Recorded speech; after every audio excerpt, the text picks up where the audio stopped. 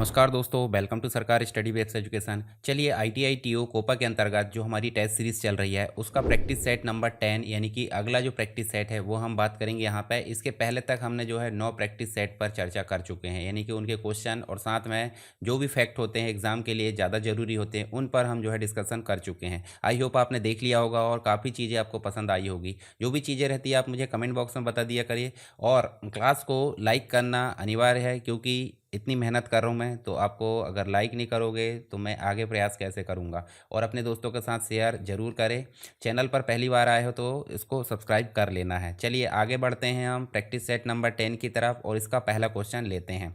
इसके साथ ही मैं आपको एक चीज़ और बता देता हूँ, जो यूनिट वाइज डिटेल एक्सप्लेनेशन है या डिटेल क्लास है वो भी शुरू हो चुकी है। उसको भी जाकर आप प्लेलिस्ट में देख सकते हैं। मैंने कंप्लीट प्लेलिस्ट एक ही बनाकर रखा हूँ आईटीआई टीओ के अंतर्गत test series plus detail explanation के नाम से, तो उसको आप जाकर देखिए, उसमें सारे वीडियोस मिल जाएंगे।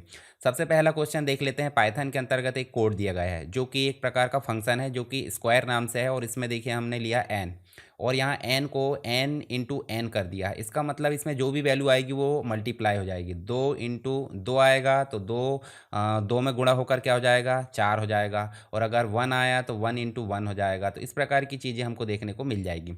तो यहाँ डेटा भी दिया गया है। डेटा में आप देखोगे तो 1 दिया गया है, 2 दिया गया है, 3 दिया गया है, और उसके बाद रिजल्ट नाम का एक और वेरिएबल लिया गया है और उसमें लिस्ट को मैप किया गया है और स्क्वायर और डेटा किया गया है यहाँ पर। तो सिंपल है, जो डेटा है वो डेटा चला जाएगा इसमें, परंतु यहाँ पे जो फंक्शन है वो आपका क्या करेगा, यहाँ आपको जो है स्क्वायर निकालने का काम कर लेता, ना कि दोनों में मल्टीप्लिकेशन करेगा। सिंपल अगर बोले तो 1 को अगर स्क्वायर देखें तो 1 का स्क्वायर 1 हो जाता है, 2 का स्क्वायर देखें तो 4 हो जाता है, और 3 का स्क्वायर 9 हो जाएगा। ना कि यहाँ पे जो है मतलब एक प्रकार से दोनों मतलब स्क्वायर निकालने का काम करेगा। 1 का 1 हो जाएगा, 2 का 4 हो जाएगा, और 3 का क्या हो जाएगा, 3 का हो जाएगा आपका 9 हो जाएगा। तो इसका मतलब राइट आंसर आपका क्या होने वाला है, राइट आंसर आपका होने वाला है सी नंबर का। ठीक है, तो सी यहाँ पे राइट आंसर है। आप समझ भी सकते हैं यहाँ पे पाइथन का बिल्ट इन फंक्शन है जो मैप फंक्शन है, आपको ध्यान रखना। और मैप फंक्शन जो इटरेबल वैल्यू है, मतलब जो बार बार रिपीट होती है फॉर लूपिंग जैसे चलती है, वो इटरेबल वैल्यू कहलाती है। और यह दिए गए फंक्शन को इटरेबल बोले तो लिस्ट और टपल के हर एलिमेंट पर अप्लाई करता है। आउटपुट क्या आएगा, मैप ऑब्जेक्ट होता है और जिसे लिस्ट टपल में कन्वर्ट करना पड़ता है। और लिस्ट मैप क्या है, जब हम लिस्ट मैप लिखते हैं तो मैप ऑब्जेक्ट को लिस्ट में बदलकर रिजल्ट को दिखाता है। साथ ही इसमें फंक्शन क्या लिया गया है, डी ई एफ स्क्वायर लिया गया है। रिटर्न क्या कर रहा है ये, एन इंटू एन बोले तो जो भी वैल्यू दी जाएगी उसका स्क्वायर आ जाएगा।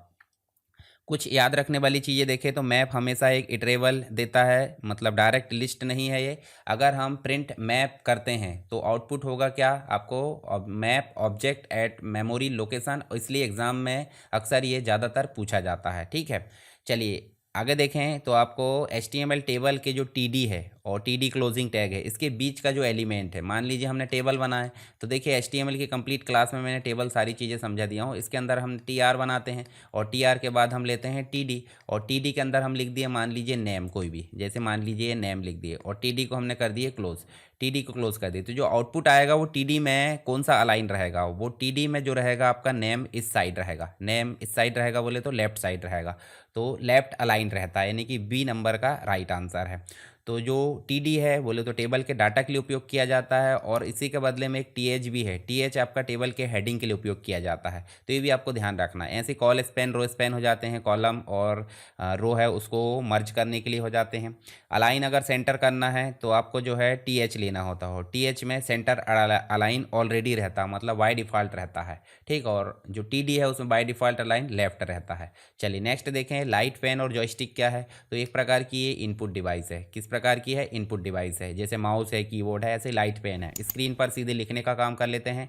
जॉयस्टिक आपका एक छड़ी टाइप की होती है एक प्रकार की, जो गेम खेलने के लिए या कोई भी कंट्रोल करने के लिए पॉइंटर को, उसके लिए यहाँ पे उपयोग की जाती है। तो यहाँ पे इनपुट डिवाइस राइट आंसर हो जाएगा। प्रोसेसिंग के अंतर्गत आपका क्या आ जाता है, CPU आ जाता है, GPU आ जाता है, ये सारी चीज़ें आपकी जो है प्रोसेसिंग में आ जाती है। साउंड कार्ड आ जाता है, ईथरनेट कार्ड, सारी चीज़ें। स्टोरेज में hard disk, SSD, pen drive आ जाती है। आउटपुट में आपका मॉनिटर है, प्रिंटर है, प्लॉटर है, स्पीकर है, ये सारी चीज़ें आ जाती है। चलिए यहाँ पे देखें तो कीबोर्ड, माउस है, light pen, joystick, scanner, microphone सब इनपुट डिवाइस की श्रेणी में आते हैं। और लाइट पेन क्या है, एक पॉइंटिंग इनपुट डिवाइस है। मॉनिटर स्क्रीन पर डायरेक्टली पॉइंट करता है, यानी कि CRT मॉनिटर पर ज़्यादा यूज़ होता था पहले के समय में। जॉयस्टिक एक डायरेक्ट डायरेक्शन कंट्रोल डिवाइस है, वीडियो गेम है, सिमुलेशन में इसका यूज़ किया जाता है, कर्सर को अलग अलग डायरेक्शन में ये मूव करता है। कुछ एक्स्ट्रा चीज़ें भी आप यहाँ पे पढ़ सकते हैं। देखिए ये सारी चीज़ें आपको पीडीएफ में मिल जाती है, तो जो चीज़ें मैं समझाता हूँ वही चीज़ें आपको यहाँ मिलती है। मैं ज़्यादातर यहाँ पे पढ़ के नहीं सुनाऊंगा सारी चीज़ें आपको, तो आप पढ़ लेना, आपका भी दिमाग चलाइए थोड़ा थोड़ा। नेक्स्ट क्वेश्चन है फ्लो चार्ट में जो आयत होता है, आयत का मतलब होता है इस प्रकार से, और एक और होता है पैरेलल वाला। पैरेलल बोले तो आमने सामने की भुजाएं सेम होती है, बस जैसे ये वाली भुजा और ये वाली भुजा सेम है, और ये वाली सेम है, तो इस वाले को बोल देते हैं प्रोसेस बॉक्स। क्या बोल देते हैं? Process box. और इस वाले को बोल देते हैं इनपुट आउटपुट बॉक्स। क्या बोल देते हैं? Input output box. तो यहाँ पे पूछा गया आयत, बोले तो जो है मतलब आमने सामने की भुजा यहाँ भी समान है, परंतु आयत है ये। तो आयत बोले तो यहाँ पे किसके लिए उपयोग किया जाएगा? ये प्रोसेस के लिए उपयोग किया जाएगा। बात करते हैं इनपुट आउटपुट की, तो ये वाला आपको देखने को मिल जाएगा। ठीक है, इनपुट और आउटपुट के लिए। डिसीजन के लिए आपको मिल जाता है इस प्रकार से, डायमंड बॉक्स जो होता है डिसीजन मेकिंग के लिए, वो ये वाला बॉक्स मिल जाता है। तो आपको इन चीज़ों को भी ध्यान रखना है। इसके अलावा जो लाइन है वो फ्लो लाइन कहलाती है, जो गोला है वो कनेक्टर कहलाता है। ठीक है, इसके अलावा स्टार्ट और एंड के लिए भी बचा, तो स्टार्ट के लिए इस प्रकार से सर्कल, जो रेक्टेंगल वाला ही है, ऐसे सर्कल सर्कुलर वाला उपयोग किया जाता है। चलिए आगे देखें, तो ये चीज़ें भी आप देख लेना। मतलब पैरेलल जो है आपका समानांतर चतुर्भुज, वो इनपुट आउटपुट के लिए, डिसीजन के लिए आपका डायमंड, और रेक्टेंगल आपका जो हो जाता है किसके लिए? प्रोसेस के लिए, कैलकुलेशन के लिए, और जो ओवल है वो स्टार्ट और एंड के लिए हो जाता है। ठीक है, चलिए इसके बारे में आप देख सकते हैं यहाँ पे, निम्न में से कौन से फ्लो चार्ट के लाभ होते हैं। तो फ्लो चार्ट क्या है भाई? कोई भी अगर इक्वेशन लिखे हैं हमने, कोई भी इंस्ट्रक्शन लिखे हैं या एल्गोरिदम लिखे हैं, उसको ग्राफिक्स के फॉर्म में बाकायदा फ्लो बनाकर दिखाएगा, तो इसका मतलब संचार को बेहतर बनाता है, सही है। विश्लेषण एनालिसिस करने का सहायक माध्यम है, ये भी सही है। सिंप्लीफाई लॉजिक को सिंप्लीफाई करता है, ये भी सही। इसका मतलब चारों यहाँ पे तीनों सही हैं, ऑल ऑफ द एबव, उपरोक्त सभी यहाँ पे इसका राइट आंसर होगा। डी राइट आंसर है, जिसमें आप देखोगे बेहतर बनाता है, मतलब कम्युनिकेशन को सिम्बॉल्स डायग्राम की मदद से। इफेक्टिव एनालिसिस, उसके बाद है एरर को ढूंढने में मदद करता है, लॉजिक को सरल बनाता है, डॉक्यूमेंटेशन आसान हो जाता है, डीबगिंग में मदद कर लेता है। इस सारी चीज़ें कौन करता है? फ्लो चार्ट कर लेता है। एचआर जो होता है, जो कि एचटीएमएल में उपयोग किया जाता है, उसका मतलब क्या हो जाता है? एचआर मतलब आड़ी लाइन। आड़ी लाइन, नीचे आप आड़ी लाइन देख सकते हैं, बोले तो हॉरिजॉन्टल लाइन, क्षैतिज रेखा। ए राइट आंसर है। बाकी हेडर संदर्भ यहाँ पे नहीं होता, हाइपरलिंक रिसोर्सेस नहीं होगा, मतलब ये एच आर ई एफ हो जाता है। उसके बाद हिडन वाला भी नहीं होगा, तो राइट आंसर आपका हो जाएगा ए। ठीक है, अच्छा मेरे आंसर देने के पहले आप नीचे आंसर देते रहिए, तो उससे आपको भी थोड़ा कॉन्फिडेंस लगेगा। और अगर आपका स्कोर लगभग 60 के आसपास आता है कंप्यूटर में, तो आप बहुत अच्छी स्थिति में, 50 भी आता तो भी बहुत अच्छी स्थिति में है। मतलब आप प्रयास करते रहिए, आपका स्कोर जो है मेन एग्ज़ाम में 80 पहुंचने वाला है। ठीक है, मेरी तरफ से भी पूरा प्रयास है। तो एचआर जो है हॉरिजॉन्टल लाइन के लिए उपयोग किया जाता है, वेब पेज पर कंटेंट को अलग अलग दिखाने के लिए। जैसे पी पैराग्राफ के लिए एचआर दिए, तो यहाँ नीचे अंडरलाइन आ गई, बोले तो पूरी लाइन आ गई, अंडरलाइन नहीं आएगी, पूरी हॉरिजॉन्टल लाइन आएगी। पी सेकंड पैराग्राफ, फिर हमने एचआर दिए तो सेकंड लाइन आ गई। तो इस प्रकार से हम देख सकते हैं। और एचआर एक एम्प्टी टैग है, एम्प्टी मतलब इसका क्लोजिंग टैग नहीं होता है।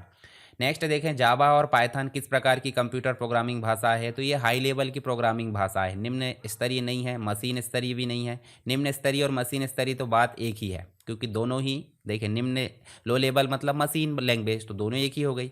असेंबली लैंग्वेज भी आपकी निम्न स्तरीय बोले तो लो लेवल में आ जाती है, तो बचा क्या? हाई लेवल, बोले तो हाई लेवल प्रोग्रामिंग लैंग्वेज है पाइथन और जावा। ठीक है, जो कि ह्यूमन रीडेबल होती है और कन्वर्ट करना पड़ता है कंपाइलर और इंटरप्रेटर के माध्यम से। इसके बाद देखिए ह्यूमन रीडेबल की बात करें, तो ह्यूमन रीडेबल मतलब इंग्लिश लैंग्वेज जैसी लैंग्वेज में लिखी जाती है, कंपाइलर और इंटरप्रेटर इन्हें मशीन लैंग्वेज में ट्रांसलेट करता है। Java, Python, C plus plus, C sharp है, पीएचपी है, ये सब हाई लेवल प्रोग्रामिंग लैंग्वेज है। लो लेवल की बात करें तो मशीन लैंग्वेज है, जो कि बाइनरी कोड वाली होती है। असेंबली लैंग्वेज, जो कि न्यूमेरिक कोड में लिखी जाती है, शॉर्टकट कोड। मशीन डिपेंडेंट की बात करें तो हार्डवेयर स्पेसिफिक हो जाती है, जैसे असेंबली लैंग्वेज, और जो कि इंस्ट्रक्शंस होते हैं। Assembly language low level language है, जिसमें न्यूमेरिक कोड बोले तो मूव है, ऐड है, इस प्रकार के कोड लिखे जाते हैं। नेक्स्ट क्वेश्चन है, लगभग प्रत्येक कंप्यूटर में थोड़ी मात्रा में रोम होती है, रीड ओनली मेमोरी होती है। रीड ओनली मेमोरी कहाँ होती है? जिसे हम क्या बोल देते हैं? रीड ओनली मेमोरी मतलब बायोस, बोले तो बेसिक इनपुट आउटपुट सिस्टम, जो कंप्यूटर को स्टार्ट होने एंड मतलब ऑफ होने के लिए यहाँ पे मदद करता है। जो कोड रहते हैं स्टार्टिंग पॉइंट के, वो कहलाते हैं रोम में बायोस। तो यहाँ पे राइट आंसर हो जाएगा बेसिक इनपुट आउटपुट सिस्टम। ठीक है, और जब बूटिंग शुरू होती है तभी बायोस यहाँ पर रन होता है। और बायोस बोले तो इसके साथ ही आपको जो है एक पोस्ट प्रोसेस भी मिल जाती है, पावर ऑन सेल्फ टेस्ट। चलिए आगे देखें, तो आपको मिल जाता है बायोस बोले तो जिसके रोम में रहता है रीड ओनली मेमोरी, मतलब ये नॉन वोलेटाइल है, स्थायी मेमोरी है, बिजली बंद होने पर भी डाटा यहाँ पे सुरक्षित रहता है, मतलब बायोस यहाँ पे हटता नहीं है। सिस्टम स्टार्टअप के लिए आवश्यक हो जाता है BIOS, basic input output system. Computer के बूट होने पर सबसे पहले बायोस ही एग्जीक्यूट होते हैं, या हार्डवेयर को इनिशियलाइज करते हैं, ऑपरेटिंग सिस्टम को लोड करते हैं, ठीक है। और अदर कुछ ऑप्शन भी देखें, जैसे ऑपरेटिंग सिस्टम की बात करें तो हार्ड डिस्क एसएसडी में ये होते हैं। यूज़र डाटा की बात करें तो रैम, और जो हार्ड डिस्क उसमें होता है रैम का बैकअप, और रोम जो है रैम का बैकअप नहीं रखता है, ठीक है। मतलब रैम का बैकअप क्यों होगा, वही तो अस्थायी मेमोरी है। नेक्स्ट क्वेश्चन है साझा बोले तो शेयरेबल जो डाटा है और संसाधन तक पहुंचने के लिए प्रक्रियाओं के बीच का जो संवाद है, प्रक्रिया मतलब सीधे सीधे समझे प्रोसेस, और प्रोसेस टू प्रोसेस अगर कम्युनिकेशन हो रहा है तो उसको क्या बोल देते हैं हम, उसको बोल देते हैं inter process. Inter process communication, मतलब एक प्रोसेस का दूसरे प्रोसेस से अगर कम्युनिकेशन हो रहा है तो उसे बोल देते हैं इंटर प्रोसेस कम्युनिकेशन, ठीक है। तो यहाँ पे क्या आ जाएगा, इंट्रा नहीं होगा, मल्टी भी नहीं होगा, शेड्यूल भी, इंटर प्रोसेस होगा। तो इंटर प्रोसेस बोले तो ए नंबर का राइट आंसर है। मतलब इंटर प्रोसेस कम्युनिकेशन को आईपीसी बोल देते हैं। यह प्रोसेस के बीच में डेटा और रिसोर्सेज को शेयर करते हैं। मेथड मैसेज पासिंग यहाँ देख सकते हैं, शेयर मेमोरी है, पाइप है, सॉकेट है। मतलब पाइप मतलब एक प्रोसेस के इनपुट को आउटपुट को दूसरे प्रोसेस के लिए इनपुट बनाता है। आईपीसी का उपयोग सिंक्रोनाइजेशन के लिए होता है, रिसोर्स शेयरिंग के लिए होता है। फिर इंट्रा प्रोसेस की बात करें तो एक ही प्रोसेस के अंदर थ्रेड के बीच में, मतलब एक प्रोसेस है और प्रोसेस के अंदर बहुत सारे छोटे छोटे हल्की प्रोसेस है, तो उनमें क्या कहलाती है, वो थ्रेड कहलाती है, और थ्रेड के बीच में कम्युनिकेशन को बोल देते हैं इंट्रा प्रोसेस। मल्टी प्रोसेस की बात करें तो यह है यदि कोई, मतलब एक प्रकार से यहाँ पे जो मल्टी प्रोसेस है, मल्टी प्रोसेस तो ऐसा कोई टर्म नहीं होता। शेड्यूलिंग प्रोसेस की बात करें तो CPU scheduling process execution order तय करती है, इस प्रकार देख सकते हैं हम। इसके बाद नेक्स्ट क्वेश्चन है एमएस वर्ड के संदर्भ में कौन सा कथन गलत है। तो भाई टेक्स्ट डॉक्यूमेंट बनाया और एडिट किया जाता है, मतलब text document can be created and later edited, तो ये बिल्कुल सही है, बनाया जाता है इसमें और एडिट भी किया जाता है। गलत पूछा गया तो ये तो नहीं होगा। M S word can not inserted image in a document, मतलब एम एस वर्ड जो है डॉक्यूमेंट में चित्र नहीं जोड़ सकता, गलत है, क्योंकि एम एस वर्ड में हम चित्र, पिक्चर, स्मार्ट आर्ट, इलस्ट्रेशन सारी चीज़ें इंसर्ट कर सकते हैं, तो गलत ये वाला होगा। फिर उसके बाद देखें एम एस वर्ड में टेक्स्ट को फॉर्मेट करने की अनुमति देता है, ये भी सही है। एम एस वर्ड टेबल और चार्ट का समर्थन करता है, ये भी सही है। इसका मतलब बी आपका राइट आंसर है। एम एस वर्ड 3 काम करता है, ये बी नंबर का नहीं करता है। मतलब सारे आप देख सकते हैं कि जो फॉर्मेटिंग है, बोल्ड, इटैलिक, अंडरलाइन, यहाँ पे आप देखोगे टेक्स्ट डॉक्यूमेंट को एडिट भी किया जा सकता है, मतलब जो फाइंड रिप्लेस है या फिर स्पेलिंग एंड ग्रामर है। एम एस वर्ड में टेबल और चार्ट को लाया जा सकता है। निम्नलिखित में से कौन सा एम एस एक्सेल फंक्शन किसी संख्या को महत्व के निकटतम गुणक में बदलता है। तो इसका राइट आंसर है सीलिंग, ठीक है, सीलिंग यहाँ पे राइट आंसर है। अब होता क्या है, मान लीजिए हमने एग्जाम्पल के लिए 7 लिखा और ये 3 लिखा, 3 को मल्टीप्लाई करते जाओ और 7 के जस्ट निकटतम अधिकतम वाली संख्या को यहाँ पे लाकर दिखाएगा।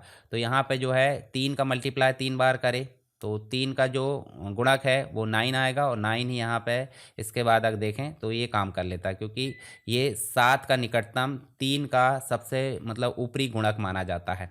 और राउंड क्या करता है, ये राउंड दशमलव वाली संख्याओं को यहाँ पे लेकर आता है, मतलब दशमलव के बाद हमको संख्या चाहिए नहीं चाहिए, कितनी चाहिए वो दिखाता है। सेल फंक्शन किसी सेल की जानकारी देता है, और फ्लोर फंक्शन जो हो जाता है दिए गए नंबर को सिग्निफिकेंस के निकटतम निचली गुणक तक, मतलब यहाँ पे जो 7 के नीचे जो सबसे छोटा होगा 3 का वो दिखाएगा, जैसे 6। तो ये आपको ध्यान रखना है। बोले तो जो फ्लोर है, फ्लोर नीचे वाले को दिखाता है और सीलिंग ऊपर वाले को दिखाता है, ये सीलिंग है ना, याद रखना इन चीज़ों को। एम एस वर्ड में जो टेबल है, टेबल के बारे में कौन सा कथन गलत है, गलत पूछा गया है। तो देखिए जो टेबल है, टेबल में जो विषम पंक्ति है, विषम बोले तो 1, 3, 5, 7 होती कि नहीं होती, बिल्कुल होती। जब ज़्यादा पंक्ति है, ज़्यादा रो है तो भाई होगी। टेबल में सम पंक्तियाँ और विषम पंक्ति, विषम जो है एक प्रकार से स्तंभ होते हैं, सम पंक्ति भी होती है, विषम पंक्ति हो सकते हैं ना, संभावना व्यक्त की जा रही भाई, है तो नहीं, तो हो भी सकते नहीं भी हो सकते, कोई दिक्कत नहीं, दोनों सही हैं। फिर उसके बाद 2 क्षैतिज या ऊर्ध्वाधर सेल, बोले तो क्षैतिज मतलब इस प्रकार से हम आड़े सेल बना दिए और दोनों को मर्ज कर सकते हैं क्या, बिल्कुल कर सकते हैं। और खड़े सेल को भी मर्ज कर सकते हैं, बिल्कुल कर सकते हैं। पर यहाँ पे चौथे नंबर पे बोला है 2 विकर्ण, बोले तो डायगोनल जो सेल है उनको मर्ज कर सकते हैं कि नहीं, नहीं कर सकते। कैसे पता चलेगा, देखिए यहाँ पे इन दोनों सेल को तो मर्ज कर सकते, इन इन दोनों को भी कर सकते हैं, पर इस सेल को और इस सेल को मर्ज नहीं कर सकते। तो डायगोनल सेल को मर्ज नहीं किया जा सकता, ये गलत है और गलत ही पूछा गया था बोले तो यहाँ पे आपका जो है डी नंबर का राइट आंसर है। ठीक है, डी राइट आंसर है। जो मैंने समझा दिया सारी चीज़ें, आप इसको पढ़ लेना एक बार।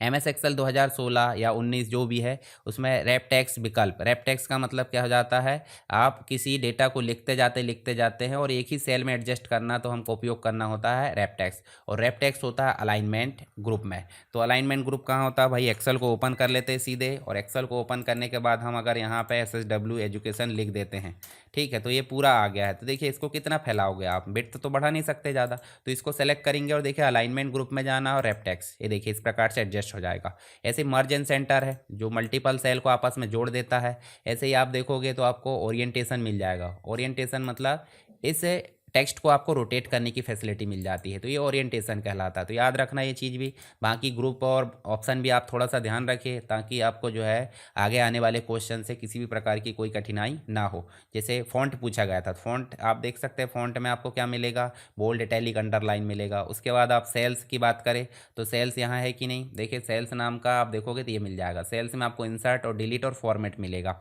उसके बाद आपको स्टाइल मिलेगा, तो स्टाइल में आपको क्या मिलेंगे, स्टाइल में आपको conditional formatting, format as table और बाकी सेल की फॉर्मेटिंग मिल जाएगी। तो ये आप थोड़ा सा ध्यान रख सकते हैं। चलिए, इसका राइट आंसर है अलाइनमेंट। तो अलाइनमेंट के बारे में आप देख सकते हैं, जो मैंने बता दिया है ऑलरेडी। 1995 में जावास्क्रिप्ट बनाई गई थी सबसे शुरुआत में। तो प्रारंभ में इसे किस नाम से जाना जाता था, तो पहले भी हमने देखे थे, पहले इसको मोचा बोला जाता था, फिर इसका नाम कर दिया गया लाइव स्क्रिप्ट, और फिर बाद में कर दिया गया जावा स्क्रिप्ट। ठीक है, तो इस प्रकार आप याद रख सकते हैं। जावा स्क्रिप्ट अभी वर्तमान में, और शुरुआत में मोचा, बीच में आप देखोगे तो लाइव स्क्रिप्ट था। इसको बनाया था ब्रेंडन ईच ने। नेटस्केप में जावा स्क्रिप्ट बनाई गई थी, और इसे सबसे पहले मोचा बोला गया, बाद में लाइव स्क्रिप्ट, फिर जावा स्क्रिप्ट, और उसके बाद स्टैंडर्डाइजेशन हुआ ECMA स्क्रिप्ट के नाम से इसको बोला जाता था स्टैंडर्डाइजेशन में। कुछ ऑप्शन भी है, तो आप इनको पढ़ लेना एक बार।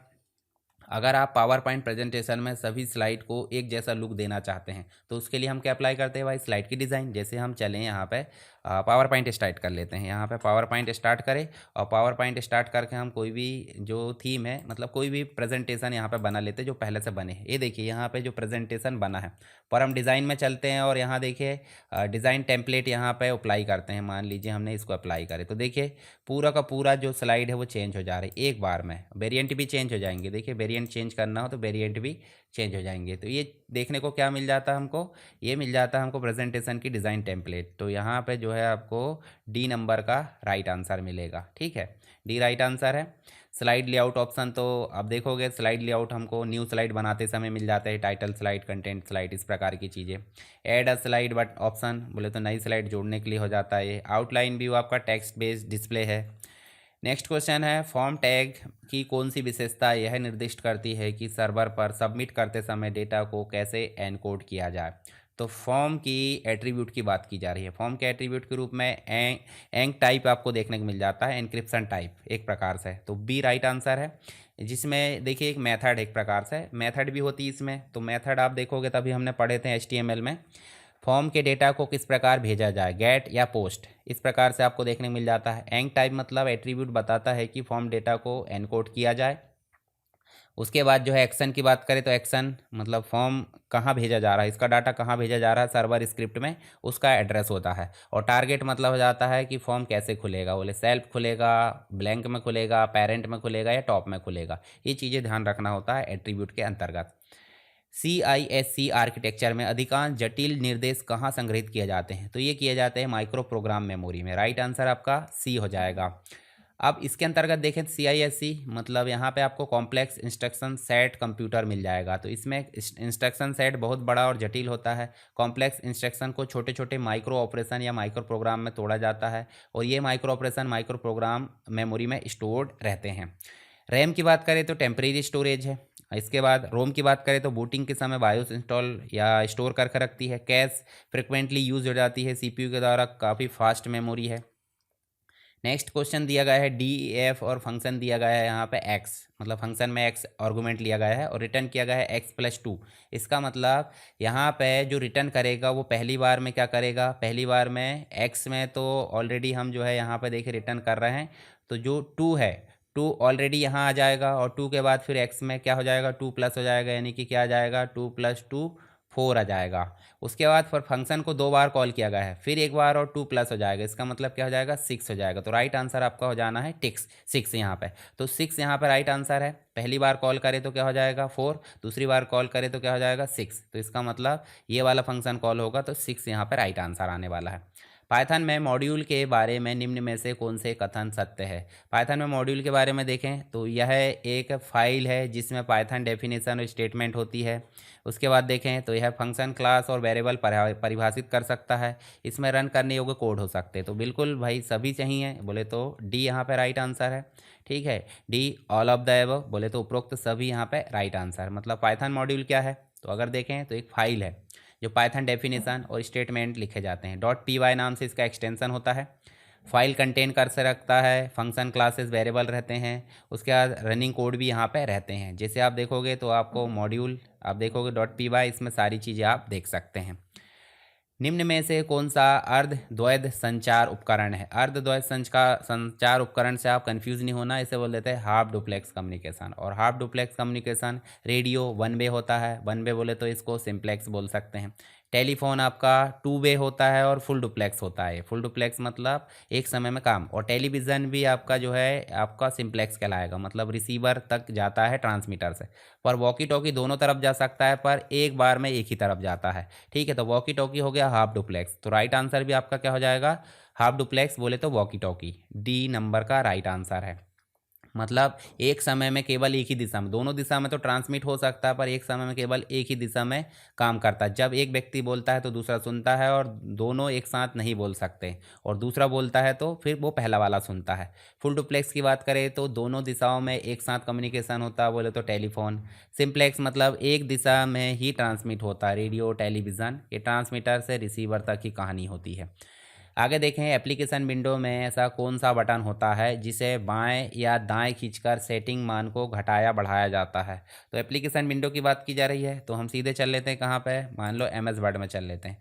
और एम एस वर्ड में चल लेते हैं तो एम एस वर्ड में चलने के बाद हमको देखने को मिल जाएगा, यहाँ देखिए, अगर मान लो एम एस वर्ड की विंडो एप्लीकेशन विंडो में गए तो देखिए यहाँ पर आपको जो है कुछ टेक्स्ट में लिखा जाता हूँ। मान लीजिए हमने डेमो टेक्स्ट लिया है, ये देखिए, ये डेमो टेक्स्ट लिया है, और यहाँ जो स्लाइडर आता है, जैसे मैं इसको कंप्लीट शो कर लेता हूँ, ये शो कर लिया मैंने, ऑलवेज शो। और यहाँ देखिए बॉटम पे राइट साइड में देखो ये स्लाइडर दिख रहा है, देखिए स्लाइडर दिख रहा है। स्लाइडर मतलब किसी वैल्यू को घटाना और बढ़ाना। देखिए यहाँ जूम की जो वैल्यू है घट रही है और बढ़ रही है, तो ये इसका राइट आंसर भी क्या हो जाने वाला है, स्लाइडर हो जाने वाला है। ठीक है, डी राइट आंसर है। स्क्रॉल बार से तो मूव होता है, डॉक्यूमेंट इधर उधर स्क्रॉल होता है। स्पिनर नंबर बढ़ाने घटाने का काम कर लेता है। टेक्स्ट बॉक्स इनपुट के लिए काम कर लेता है। तो स्लाइडर यहाँ पे राइट आंसर होगा। तो स्क्रॉल बार आप देख लिए, विंडो डॉक्यूमेंट को ऊपर नीचे दाएं बाएं स्क्रॉल करता है। स्पिनर बोले तो न्यूमेरिक वैल्यू के लिए काम करता है। टेक्स्ट बॉक्स नंबर और टेक्स्ट को इनपुट करने के लिए, यूज़र से लेने के लिए काम कर लेता है। बाकी स्लाइडर आपका जो है स्क्रॉल हॉरिजॉन्टल और वर्टिकल बार, जिसमें पॉइंटर नॉब को ड्रैग करके वैल्यू को घटाया बढ़ाया जाता है। वॉल्यूम कंट्रोल आप देख सकते हैं, ब्राइटनेस कंट्रोल है, जूम कंट्रोल है, सारी चीज़ें इसमें मिल जाएगी स्लाइडर में। नेक्स्ट है, पहला कंप्यूटर जिसमें स्टोरेज की सुविधा दी गई थी। तो इसका राइट आंसर है एडबैक, मतलब सी राइट आंसर है। ठीक है, एडबैक की अगर बात करें तो एडबैक को electronic discrete variable automatic computer बोला जाता है। 1945 में इसको बनाया गया था, डिलीवर किया गया 1949 में। First computer to use the stored program concept, मतलब पहला कंप्यूटर जिसमें स्टोर्ड प्रोग्राम का कॉन्सेप्ट तय किया गया। Instruction stored in memory along with data. Purpose क्या था, जॉन मुचली, मतलब इसको प्रपोज किया था जॉन मुचली और जेपी एकट के द्वारा। ठीक है, मेजर थ्योरेटिकल कंट्रीब्यूशन यहाँ पे देखने को मिल जाता है जॉन वॉन न्यूमैन, ये जो कॉन्सेप्ट है वो आप देख सकते हैं। और उसके बाद एनिएक की बात करें तो एनिएक भी आपको बनाया गया था यहाँ पे 1945 में। इसका मतलब हो जाता है electronic numerical integrator and computer. First general purpose electronic computer था। ठीक है, परंतु स्टोर्ड प्रोग्राम के कॉन्सेप्ट इसमें नहीं था। फिर आए यूनिवेक, बोले तो 1950 में आप देख सकते हैं, और यूनिवर्सल ऑटोमेटिक कंप्यूटर था। फर्स्ट कमर्शियल कंप्यूटर था यूएस में। ठीक है, और IBM 701 की बात करें तो 1952 में इसको रिलीज़ किया गया था। IBM का फर्स्ट कमर्शियल साइंटिफिक कंप्यूटर था। तो ये भी आप ध्यान में रख सकते हैं। नेक्स्ट है ब्लूटूथ के आविष्कारक कौन है, बताइए ब्लूटूथ के आविष्कारक कौन है भाई, तो ये है जाप हर्स्टेन, हर्स्टेन, एक प्रकार से हार्ट बोल सकते हैं, हार्टसेन, ठीक है। बी नंबर का राइट आंसर है। और अगर बात करें यहाँ पे तो डच इंजीनियर है ये, डच इंजीनियर 1994 में एरिक्सन कंपनी ब्लूटूथ टेक्नोलॉजी इन्होंने विकसित की शॉर्ट रेंज के लिए वायरलेस कम्युनिकेशन स्टैंडर्ड। और मार्टिन कॉपर की बात करें तो मोबाइल फ़ोन के आविष्कारक, टिम बर्नर ली तो आपको पता ही है डब्ल्यू के आविष्कारक, चार्ल्स बेबेज कंप्यूटर के पिताजी, एनालिटिकल इंजन इन्होंने बनाया था। CSS में कमेंट के लिए कौन सा सिंटेक्स लगता है, तो देखिए CSS में कमेंट के लिए लगता है स्लैश के साथ स्टार शुरू करें और उसके बाद आप लिख दो और उसके बाद आप बंद भी कर दो ऐसे। तो यहाँ पे ऑप्शन थोड़ा सा मिसिंग है, तो इस प्रकार आपको सी नंबर का राइट आंसर देखने को मिल जाएगा। मतलब पहले भी स्टार लगता है और बाद में भी स्टार, बीच में आपको जो लिखना वो लिख सकते हैं। और मल्टीपल कमेंट के लिए आपको जो है देखने को मिल जाता है, जैसे आप ये देख सकते हैं ना, देखिए यहाँ पे एग्जाम्पल के रूप में, ठीक है, स्टार्ट के लिए, एंड के लिए। तो जो चीज़ इसके अंदर लिखी जाएगी ब्राउज़र उसको इग्नोर कर देगा, बाकी बात की चीज़ें अलग चीज़ों को वो जो है रन कर देता है। लिनक्स के बारे में निम्न में से कौन सा विकल्प सही नहीं है, तो यह एक ऑपरेटिंग सिस्टम है भाई, सही है। नहीं पूछा गया तो ये तो गलत होगा क्योंकि ये सही है। लिनक्स का उपयोग एम्बेडेड सिस्टम में होता है, ये भी सही है। लिनक्स में कर्नल नहीं होता, ये गलत है क्योंकि लिनक्स का बेस ही आपका क्या देखने को मिल जाता है, कर्नल देखने को मिल जाता है, मतलब दिमाग बोले तो ऑपरेटिंग सिस्टम का एक दिमाग होता है, उसे कर्नल बोला जाता है, जो कि लाइनक्स के अंतर्गत देखने को मिलता है। इसे बिना सॉफ्टवेयर लाइसेंस के इंस्टॉल किया जाता है, ये भी सही है। इसका मतलब सी नंबर का राइट आंसर है क्योंकि सी में आपको गलत बोला गया है, गलत आपको पूछा गया था। तो एक प्रकार का ऑपरेटिंग सिस्टम है। और Linux is also embedded system, मतलब ये लाइनक्स एम्बेडेड सिस्टम उपयोग किया जाता है, जैसे मोबाइल फ़ोन है, राउटर है, स्मार्ट डिवाइसेस है, एम्बेडेड सिस्टम है। जैसे एंड्रॉयड की बात करें, एंड्रॉयड भी किससे प्रेरित है, लाइनक्स से प्रेरित है, ओपन सोर्स है। Linux does not have kernel, गलत कथन, क्योंकि कर्नल इसका मुख्य हिस्सा होता है और कर्नल के बाद ही कर्नल को इंस्ट्रक्शन देता है कौन, सेल। सेल बोले तो ये यहाँ पे इंटरफेस के लिए काम करता है यूज़र और कर्नल के बीच में। ओपन सोर्स रहता है, फ्री में इसको इंस्टॉल किया जा सकता है। एक्सेल में किसी दिए गए इनपुट जो है इनपुट के लिए इनपुट आउटपुट फंक्शन जो है उसका आउटपुट कितना होगा, केवल एक होगा, मतलब ए नंबर का राइट आंसर है, ठीक है। तो इसके लिए हम देखें तो यहाँ पे सिंगल आउटपुट रिटर्न करता है, सिंगल वैल्यू ही रिटर्न करता है जो फंक्शन है उसके अंतर्गत आर्गूमेंट, ठीक है। जैसे सम है, 2 और 3 हमने दिए हैं तो आउटपुट एक ही आएगा। एवरेज के अंतर्गत हमने अगर 4 और 6 दिए हैं तो आउटपुट एक ही आएगा। एक्स लेन करके एक्सल दिए हैं तो इसकी लेंथ आएगी 5। तो इस प्रकार से आउटपुट कितना आ रहा है, एक ही आ रहा है। तो फंक्शन के अंतर्गत जो आउटपुट है वो एक ही आता है। चलिए नेक्स्ट देखें, जो होम टैब है, होम टैब में जो MS वर्ड के अंतर्गत रिबन है उसमें अगर देखें तो आपको देखने को मिल जाता है निम्न में से कौन सा आइकॉन नहीं है। तो होम टैब में कौन कौन सी चीज़ रहती है भाई, फ़ॉन्ट कलर रहता ही है, पैराग्राफ अलाइनमेंट रहता है, बोल्ड भी रहता है। पर इंसर्ट टेबल आपका कहाँ मिलेगा, आपको इंसर्ट मेनू में मिलेगा। तो इसके लिए आपको ध्यान रखना है। मैं आगे MS वर्ड, एक्सेल, इन सभी चीज़ों की क्लासेस लूँगा, या जब आप वीडियो देख रहे हैं शायद मैं ले चुका हूँगा क्लासेस, तो उस समय आप जो है प्लेलिस्ट में जाकर कंप्लीट क्लासेस को ज़रूर देखें, MS वर्ड की, एक्सेल की, पावर पॉइंट की। उससे क्वेश्चन कहीं भी आपको रोकेंगे नहीं, मतलब आप फटाफट क्वेश्चन को यहाँ टिक मार्क करोगे कम समय में, ठीक है। चलिए राइट आंसर आपका क्या होगा, यहाँ पे इंसर्ट टेबल आपका इंसर्ट टैब में होता है, ना कि होम टैब में होता है। तो फॉन्ट ग्रुप के अंतर्गत बोल्ड, इटैलिक, अंडरलाइन मिल जाएंगे। पैराग्राफ में आपको left align, centre, bullet numbering मिल जाएगी। स्टाइल ग्रुप में आपको क्विक स्टाइल, हेडिंग स्टाइल मिलेगी। इंसर्ट टेबल आपका इंसर्ट टैब में मिलेगा, टेबल, पिक्चर, शेप, ये सारी चीज़ें।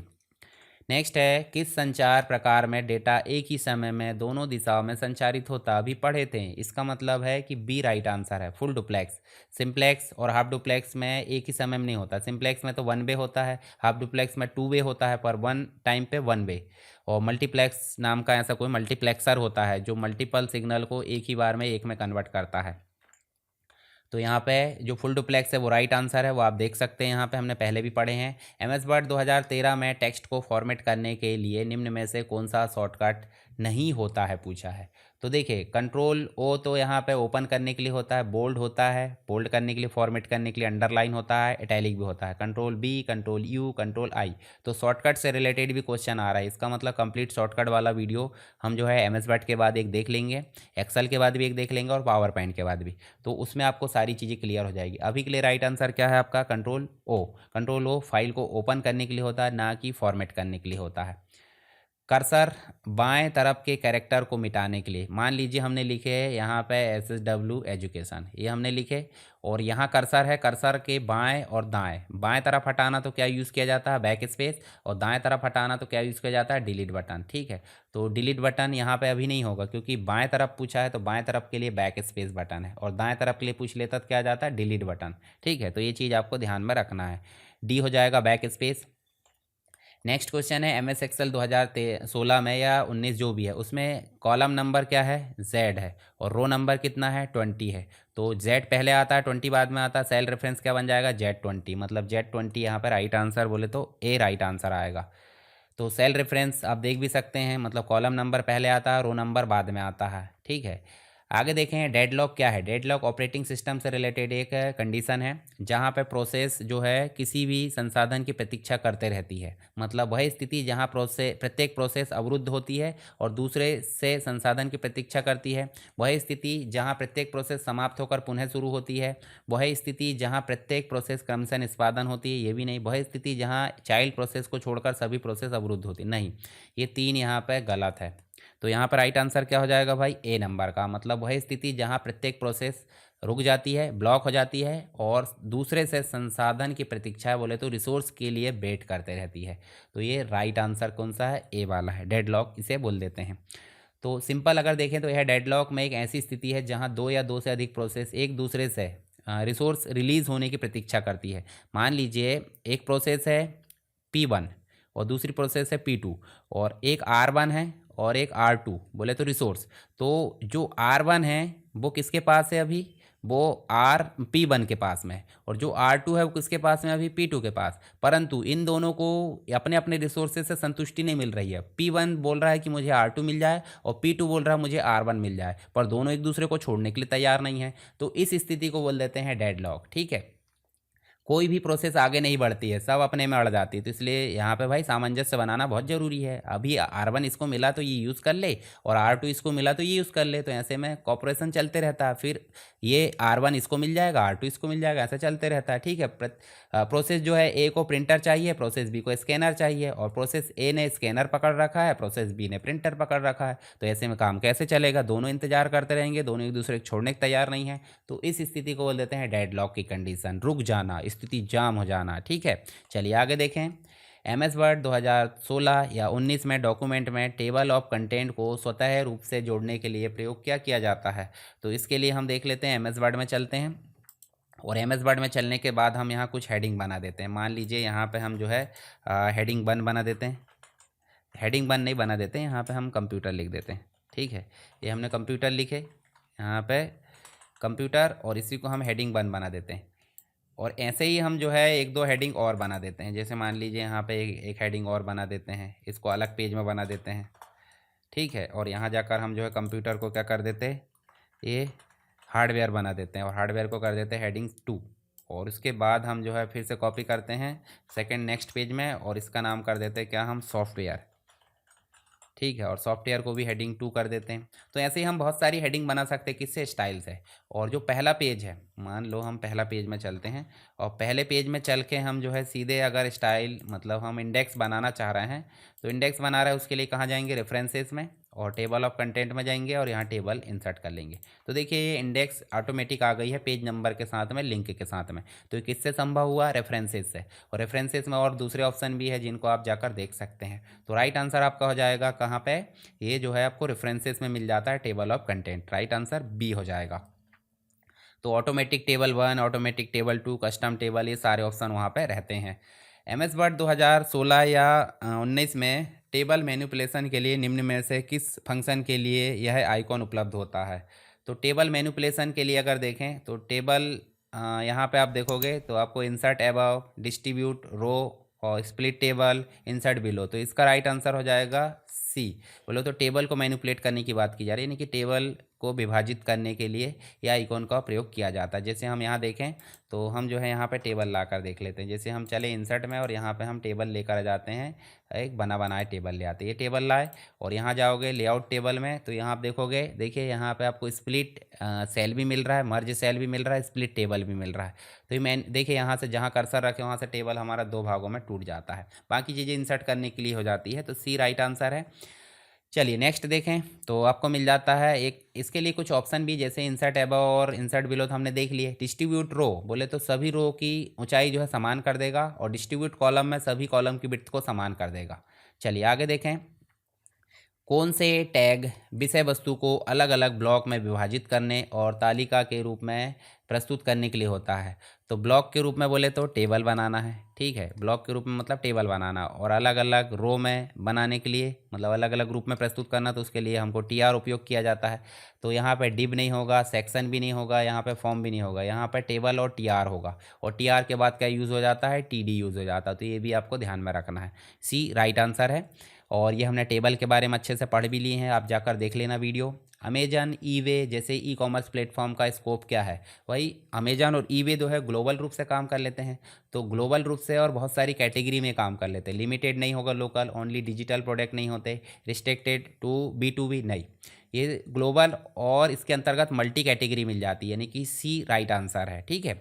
तो इसमें आप देखोगे फ्लिपकार्ट, अलीबाबा, अमेजन, ईवे, तो ये वर्ल्ड वाइड काम करते हैं, लोकल मार्केट तक सीमित नहीं है। मल्टी कैटेगरी प्रोडक्ट होते हैं, जैसे कि इलेक्ट्रॉनिक है, फैशन है, बुक्स है, ग्रोसरीज है, डिजिटल प्रोडक्ट है, सर्विसेज है। ये B2C होते हैं, बिजनेस टू कस्टमर, B2B भी होते हैं, बिजनेस टू बिजनेस, C2C होते हैं, कस्टमर टू कस्टमर, सभी मॉडल में उपलब्ध होते हैं यहाँ पे ये ई कॉमर्स प्लेटफॉर्म। CGI का पूर्ण रूप क्या है? CGI मतलब हो जाता है आपका common gateway interface, B number का राइट आंसर है, ठीक है। तो आप इसको देख सकते हैं, एक स्टैंडर्ड प्रोटोकॉल है। वेब सर्वर और एक्सटर्नल प्रोग्राम जैसे कि स्क्रिप्ट है, एप्लीकेशंस है, इनके बीच में कम्युनिकेशन के लिए इसका प्रयोग किया जाता है। CGI एक स्क्रिप्टेड जो स्क्रिप्ट है, डायनेमिक वेब कंटेंट जनरेट करने में मदद करता है, जैसे कि जब कोई यूज़र फॉर्म सबमिट करता है तो CGI यानी कि स्क्रिप्ट डेटा प्रोसेस करके रिजल्ट दिखा सकता है। इसके बाद नेक्स्ट क्वेश्चन है, एक्सेल 2016 या 19 में किस फंक्शन का उपयोग किसी आइटम को खोजने और उसकी स्थिति को लौटाने के लिए होता है? तो इसके लिए यूज हो जाता है मैच फंक्शन। क्या हो जाता है? Match function. Lookup function, B lookup, ये सारी चीज़ भी यूज़ होते हैं समय समय पर। तो यहाँ पे देखें तो मैच फंक्शन जो है लुकअप वैल्यू यहाँ देता है, लुकअप का एरे और मैच का टाइप, ठीक है। जैसे मान लीजिए यहाँ पे मैच करना है 30, तो यहाँ पे आउटपुट देगा क्या? 3 नंबर, बोले तो 3 नंबर पे आपका मैच है, ठीक है। तो ये इस वैल्यू में से क्या निकालेगा? टेबल में से इस लुकअप वैल्यू को निकालेगा, तीसरे स्थान पर है। और इसके अलावा लुकअप की बात करें है वैल्यू लौटाता है, पोजीशन नहीं लौटाता। वी लुकअप आपका यह जो है किसी टेबल में वैल्यू को खोजकर डेटा को लौटाता है। और चूज़ जो है यह है दिए गए इंडेक्स के आधार पर वैल्यू को सेलेक्ट करता है। टेम्पलेट क्या है भाई? टेम्पलेट एक प्रकार से क्या होती है, प्री डिफाइन बनी बनाई चीज़ें होती है। तो हेडिंग नहीं होती है, टाइटल नहीं होता, थीम भी नहीं होती, एक पैटर्न होता है वर्कबुक का या वर्कशीट का एक पैटर्न होता है, या फिर MS वर्ड का जो डॉक्यूमेंट उसका पैटर्न हो सकता है, या पावर पॉइंट की जो PPT है उसका पैटर्न हो सकता है। तो ए राइट आंसर है। तो यहाँ पे प्री डिज़ाइन डॉक्यूमेंट या वर्कशीट पैटर्न होता है। Formatting style pre define content, user इसे अपने आधार पर या अपने हिसाब से कस्टमाइज़ भी कर सकता है। इसके बाद है भारत में इंटरनेट की शुरुआत कब हुई? तो जिसके थ्रू आप वीडियो देख रहा है, इंटरनेट का उपयोग हो रहा है, तो उसकी शुरुआत कब हुई भाई? बताइए मुझे। चलिए इसका आंसर कमेंट बॉक्स में बताइए मुझे अभी पहले, उसके बाद मैं आंसर को समझाता हूँ। तो यहाँ पे इसका राइट आंसर जो है 1995 तो है, पर 1995, तो ये वाला नहीं होगा। कौन सा होगा? बी वाला होगा, 15 अगस्त 1995। तो भारत में इंटरनेट की तकनीकी रूप से शुरुआत जो है 1986 में हो गई थी, लेकिन यह केवल शैक्षणिक और रिसर्च के लिए था। आम जनता तक अगर देखें तो VSNL, ठीक है, इंडिपेंडेंस डे 1995 15 अगस्त को ये शुरू किया गया। यह भारत के लिए डिजिटल इतिहास का एक सबसे महत्वपूर्ण मोड़ था, ठीक है। चलिए आगे देखें तो आपको देखने को मिल जाता है एक्सेल 2013 में जो है या 16 में प्रिंटिंग के बारे में निम्न में से कौन सा कथन गलत है?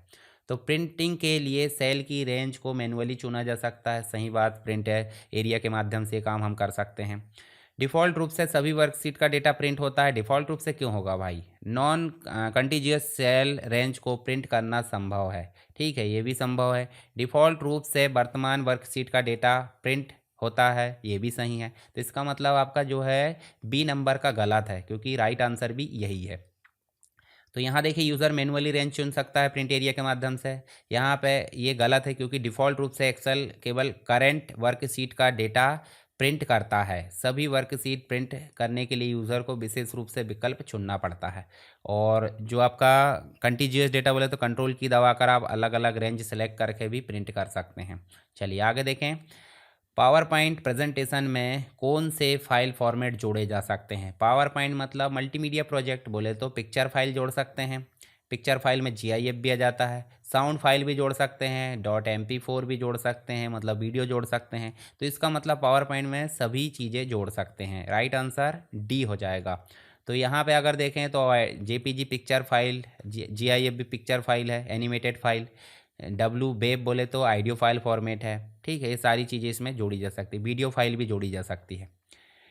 किसी भी HTML5 बोले तो HTML का लेटेस्ट वर्जन 5 की बात हो रही है। इसमें डॉक्यूमेंट में पहला टैग कौन सा होता है? देखिए कायदे से HTML का पहला टैग तो HTML ही होता है, परंतु 5 अगर बोल दिया जाए तो डॉक टाइप हो जाता है जो HTML वर्जन को दर्शाता है। अब ध्यान से देखिए, जब हम कोई HTML डॉक्यूमेंट बनाते हैं, मान लीजिए हम यहाँ पर सबलाइम उपयोग कर लेते हैं, और सबलाइम उपयोग करके जब हम बनाते हैं सबसे पहला टैग आप देखोगे डॉक टाइप ही देखने को मिल जाता है। उसके बाद आपका HTML शुरू होता है। पर हम नॉर्मली पुराने वर्जन की बात करें तो वहाँ पे यूज़ होता था HTML। ठीक है, डॉक टाइप वहाँ पे यूज़ नहीं होता था। तो अभी के लिए आंसर जो हो जाएगा सी हो जाएगा। ठीक है, यहाँ यह डिक्लेरेशन टैग तो नहीं है, पर इसका जो है ये ब्राउज़र को बताता है कि ये HTML का 5 वर्जन है। ठीक है, ये आप देखने को मिल जाएगा।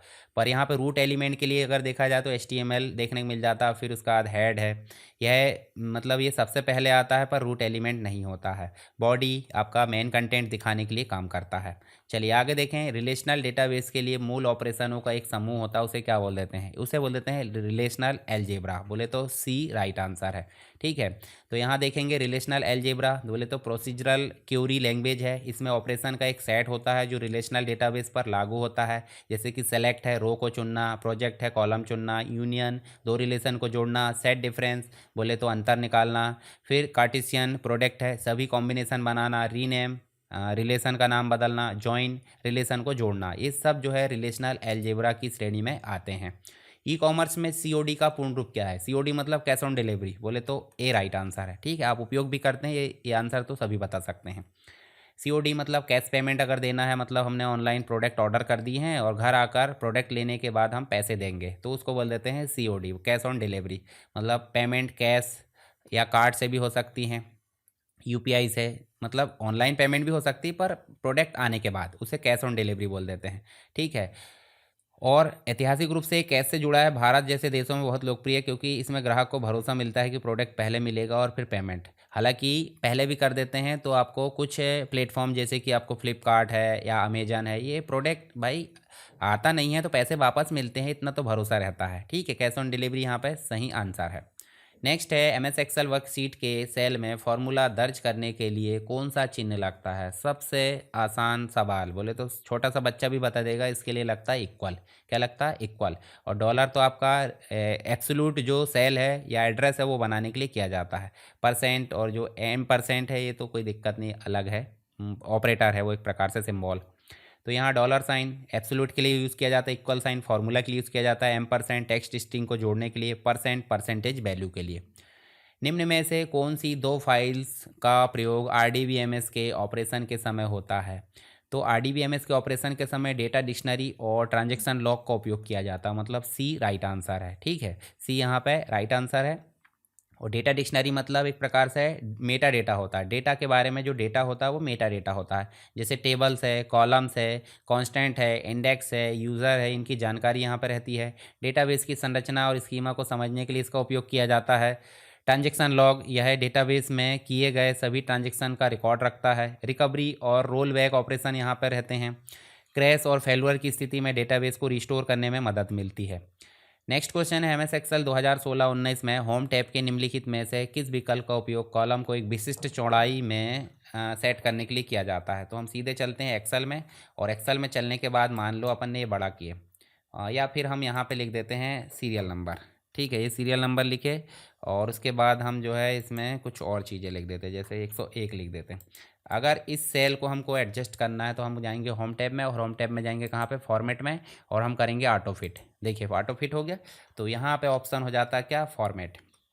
क्या हो जाता है, फॉर्मेट। तो फॉर्मेट में हमको जाना होता है विशिष्ट चौड़ाई या रो हाइट या कॉलम विड्थ के लिए। तो यहाँ पे कॉलम विड्थ भी हो जाती है, रो हाइट भी हो जाती है। यूज़र मैनुअली यहाँ पे कम ज़्यादा भी कर सकता है और ऑटो फिट भी कर सकता है, ठीक है। बाय डिफ़ॉल्ट जो होती है वो कितनी होती है, आप मुझे बताइए कमेंट बॉक्स में। मैं इसके पहले भी उसके बारे में डिस्कस कर चुका हूँ। निम्नलिखित में से इनपुट उपकरणों में किसमें एक छड़ी होती है। छड़ी मतलब आप देख सकते हैं नीचे बेस होता है और एक छड़ी उसको मूव करते हैं, तो उसके आधार पर ये घूमती है और सीपीयू को कोण या दिशा की रिपोर्ट करती है। तो ये होती है जॉयस्टिक। क्या होती है, जॉयस्टिक। इनपुट डिवाइस होती है एक प्रकार से। और माउस आपका पॉइंटिंग इनपुट डिवाइस है। लाइट पेन टच करके इनपुट देता है, मतलब स्क्रीन पर पॉइंट करके। और ट्रैक बॉल भी आपका इनपुट डिवाइस है, जो कि पुराने माउस आते थे उसके ऊपर अगर बॉल लगा दी जाए तो वो ट्रैक बॉल। और अभी की डेट में जो है आपको ट्रैक पैड मिल जाते हैं। ट्रैक पैड मतलब टच पैड जो लैपटॉप वगैरह में यूज़ किए जाते हैं। तो राइट आंसर सी हो जाएगा। जॉयस्टिक मतलब पॉइंटिंग इनपुट डिवाइस, जो कि गेमिंग है, सिमुलेशन है, ग्राफिक एप्लीकेशन इनमें यूज़ की जाती है। चलिए आगे देखें, निम्नलिखित में से कौन सी डेटाबेस जो लैंग्वेज है संपूर्ण डेटाबेस की स्ट्रक्चर और जो स्कीमा है उसको परिभाषित करती। तो इस परिभाषा की मतलब हो जाती है डेफिनेशन। क्या हो जाती है, डेफिनेशन। और डेफिनेशन के लिए क्या यूज़ की जाएगी, डीडीएल बोले तो data definition language. DML manipulation के लिए हो जाती है, बोले तो आपको इंसर्ट है, अपडेट है, डिलीट के लिए। कंट्रोल के लिए आपको कंट्रोल मिल जाती है, मतलब डेटा कंट्रोल लैंग्वेज। तो यहाँ पे आपका राइट आंसर हो जाएगा सी, डेटा डेफिनेशन लैंग्वेज। तो डेटा डेफिनेशन लैंग्वेज क्रिएट है, अल्टर है, ड्रॉप, इन सब के लिए उपयोग की जाती है। टेबल को क्रिएट करना है, अल्टर करना, इनमें। डीसीएल की बात करें तो परमिशन और एक्सेस कंट्रोल ग्रांट करना, रिवोक करना, उसके लिए। डीएमएल डेटा को मैनिपुलेट, इंसर्ट, अपडेट, डिलीट करना है, इसके लिए। चलिए आगे देखें। तो आपको मिल जाता है क्या, पाइथन से रिलेटेड। मतलब पाइथन से रिलेटेड जो टपल है, टपल के लिए सही और गलत कथन पहचानिए। तो टपल आइटम आर जो है ऑर्डर्ड क्रम अनुसार होते हैं, सही हैं।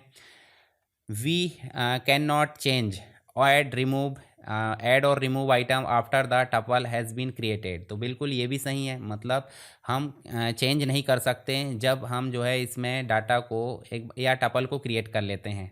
इसके बाद tuple does not allow duplicate value. तो ये गलत है, डुप्लीकेट वैल्यू अलाउ होती है। तो यहाँ पे देखिए तीनों ट्रू नहीं होंगे, दो ट्रू और एक गलत। ये बिल्कुल सही है बी नंबर का। बाकी चीज़ें फॉल्स वाली ये भी गलत है। तो बी यहाँ पे राइट आंसर है। मतलब टपल में आइटम एक निश्चित क्रम में रहते हैं, हमेशा क्रम बना रहता है। B can not change add और रिमूव मतलब टपल इम्यूटेबल होता है, यानी एक बार बनने के बाद इसमें बदलाव नहीं हो सकता, ये भी सही है। टपल डज नॉट अलाउ, ये डुप्लीकेट वैल्यू नहीं, डुप्लीकेट वैल्यू को अलाउ करता है। इसका मतलब 1 2 2 यहाँ पर लिखे जा सकते हैं। चलिए आगे देखें। OLX वेबसाइट का उद्देश्य क्या है। OLX एक प्रकार की क्या है, C2C है, मतलब कस्टमर टू कस्टमर, एक प्रकार की ई कॉमर्स वेबसाइट है, जिसके अंतर्गत हम क्या कर सकते हैं, बाय और सेल कर सकते हैं गुड्स और सर्विसेज, मतलब किसी भी कस्टमर से। तो राइट आंसर आपका हो जाएगा ए, ठीक है। तो यहाँ पे क्लासीफाइड जो प्लेटफॉर्म है, यूज़र यहाँ अपने पुराने सामान जैसे मोबाइल, फर्नीचर, गाड़ी, इलेक्ट्रॉनिक्स आदि सामान बेच भी सकते हैं और ख़रीद भी सकते हैं अन्य यूज़र से। C2C है, कंज्यूमर टू कंज्यूमर, बोले तो कस्टमर टू कस्टमर मॉडल है।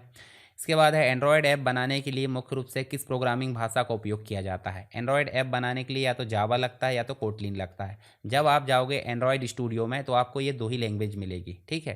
तो यहाँ पे आप बी नंबर राइट आंसर देखेंगे। एंड्रॉयड डेवलपमेंट स्टूडियो के अंतर्गत आपको एंड्रॉयड एचडीके जो है उसको जावा पर आधारित बनाया गया गूगल ने। कोटलिन 2017 में कोटलिन को एंड्रॉयड डेवलपमेंट के लिए ऑफिशियली सपोर्ट किया गया था। यह जावा से अधिक कंसाइज और मॉडर्न है। अब आप जो है अधिकांश नए एंड्रॉयड प्रोजेक्ट कोटलिन में लिखे जाते हैं, ये देख सकते हैं। बाकी स्विफ्ट की बात करें तो iOS ऐप बनाने के लिए हो जाता है। PHP server side scripting language के लिए। HTML वेब डेवलपमेंट जो आपके वेब पेज होते हैं उसके स्ट्रक्चर के लिए यूज़ किए जाते हैं। नेक्स्ट है हेक्साडेसिमल संख्या जो प्रणाली है उसमें निम्नलिखित में से कौन सा निहित है। तो हेक्साडेसिमल अगर देखें तो हेक्साडेसिमल में आपको 0 से 9 आ जाते हैं और ए से लेकर एफ आ जाते हैं। तो सही बात है भाई, बी नंबर का राइट आंसर है। बाकी ये वाला ऑक्टल हो जाता है, ये आपका क्या हो जाता है, ये हो जाएगा आपका बाइनरी, और ये कोई संख्या नहीं है, ठीक है। बाकी 0 से लेकर 9 आपके डेसिमल में आ जाते हैं। तो बी अभी राइट आंसर है। तो आप इसको देख भी सकते, लेटर में आपको मिलेंगे ए से लेकर एफ, डिजिट्स में आप मिलेंगे 0 से लेकर 9। तो इस प्रकार ए से लेकर एफ मतलब 10, 11, 12, 13, 14 और 15 मिल जाते हैं, ठीक। उसके बाद है 147 जो बेस उसका 10 है, मतलब 147 और इसका बेस 10 है, मतलब डेसिमल है। और डेसिमल को हेक्साडेसिमल में बदलना है कंप्यूटर वाली लैंग्वेज में। तो उसके लिए आपको क्या करना होगा, 147 में आपको जो है भाग देना होगा किसका, 16 का। किसका भाग देना होगा, 16 का। तो जितने भी बाहर जाएगा वो आपको देखने को मिलेगा भागफल, और जो शेषफल बचेगा वो आप ऐसे लिख देना, उल्टे क्रम में लिख दोगे तो वो जो है आपका आंसर आ जाएगा। तो यहाँ पर राइट आंसर जो हो जाएगा आपका क्या, यहाँ पर राइट आंसर हो जाएगा आपका 93। ठीक है, मतलब कैलकुलेट करोगे आप तो कैलकुलेट करके देख लेना, राइट आंसर आपका ए हो जाएगा। नेक्स्ट है सिम्बियन। क्या है सिम्बियन, एक प्रकार का ऑपरेटिंग सिस्टम है जो कि मोबाइल में चलता है, और जो आपका नोकिया के द्वारा इसको बनाया गया था। तो यह मोबाइल ऑपरेटिंग सिस्टम है, बी राइट आंसर है। ठीक है, और यहाँ पे इसको नोकिया के द्वारा मोबाइल कंपनियों, मतलब अन्य मोबाइल कंपनियों ने इसका उपयोग किया, नोकिया ने भी इसको उपयोग किया। यह स्मार्टफोन के शुरुआती दौर में काफ़ी लोकप्रिय था। Multitasking, security, mobile application support, ये सारी चीज़ें आपको देखने को मिल जाती है। वायरस तो यहाँ पे नहीं है, वायरस एक प्रोग्राम है जो मैलिशियस प्रोग्राम होता है।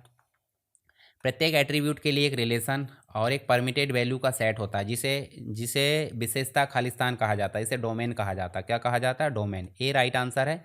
और यहाँ पे देखोगे तो ये जो एक प्रकार से डोमेन कहलाता है, जैसे एट्रीब्यूट की बात करें एज है, और डोमेन आप देखोगे 0 1 2 3 4 5 जो भी एट्रीब्यूट आप देखोगे जेंडर, तो डोमेन आपको मिल जाएगा मेल फीमेल जो भी है। तो इस प्रकार से आप देख सकते हैं एक ही एट्रीब्यूट के अंतर्गत बहुत सारे जो वैल्यू के सेट है उसे हम बोल देंगे डोमेन। ठीक है, नेक्स्ट है उस बैकअप को क्या कहते हैं जिसमें केवल अंतिम पूर्ण बैकअप के बाद किए गए परिवर्तन शामिल होते हैं। तो देखिए कंप्लीट बैकअप तो एक अलग हो जाएगा, तो ये आंसर तो होगा नहीं।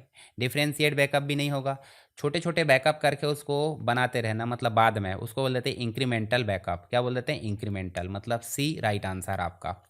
उसके बाद है फुल बैकअप, बोले तो पूरे कंप्लीट कॉपी को बैकअप बोल देते हैं। फुल बैकअप बोले तो ये डिफरेंशिएट बैकअप, मतलब अंतिम फुल बैकअप के बाद किए गए जो चेंजेस है उसको स्टोर करता है, और हर बार साइज़ बढ़ते रहता है। नया जो है एक प्रकार से जब तक नया फुल बैकअप ना लिया जाए। इंक्रीमेंटल मतलब केवल पिछले बैकअप चाहे वो फुल हो या इंक्रीमेंटल के बाद कुछ चेंजेस होते हैं वो स्टोर किए जाते हैं, यानी कि स्टोरेज एफिशिएंट होता है, कम समय लेता है रिस्टोर करने के लिए फुल बैकअप, प्लस सभी इंक्रीमेंटल बैकअप की आवश्यकता होती है। और मिरर बैकअप मतलब डेटा की एग्जैक्ट कॉपी बनाता है। चलिए आगे देखें, एम एस वर्ड 2016 या 15 में प्रिंट प्रीव्यू, 16 या 19 की बात हो रही है, 16 या 19 या फिर आगे का कोई वर्जन, उसमें प्रिंट प्रीव्यू अगर देखना है तो उसके लिए क्या करेंगे, कंट्रोल के साथ यहाँ पे हम प्रेस करेंगे F2, मतलब यहाँ पे हम जो है सी नंबर का राइट आंसर देखेंगे। बाकी कंट्रोल F4 बोले तो करंट डॉक्यूमेंट बंद, विंडो बंद कर देगा। उसके बाद आप देखोगे तो रिबन के लिए control F1, control F3 text box को क्लिपबोर्ड पर स्पाइक में कट करना। इस प्रकार की चीज़ें देखने को मिल जाती है। निम्नलिखित में से कौन सा रिलेशनल DBMS नहीं है, संबंध परक DBMS नहीं है। तो ओरेकल है, SQL सर्वर भी है, CBS भी है, पर इंटीग्रेटेड डेटाबेस मैनेजमेंट सिस्टम नहीं है। एक प्रकार का क्या है, नेटवर्क मॉडल है। कौन सा, बी। आंसर आ जाएगा बी हो जाएगा। ठीक है, तो इस प्रकार हमने जो है यहाँ पे जो प्रैक्टिस सेट नंबर 10 है उसके क्वेश्चंस को हल किया, और जो भी आपके फैक्ट रहते हैं एग्ज़ाम के लिए वो मैंने यहाँ पे आपको हल कराया, समझाया। सारी चीज़ें आपको समझ में आ गई होगी। तो वीडियो को आप लाइक कर सकते हैं और अपने दोस्तों के साथ शेयर करना नहीं भूलना है। ठीक है, ये बार बार बोलने की ज़रूरत नहीं, आप समझदार हो तो आप ये सारे काम खुद से कर लिया करो, तो मुझे भी अच्छा लगेगा। चलिए मिलते हैं नेक्स्ट क्लास में, तब तक के लिए जय हिंद।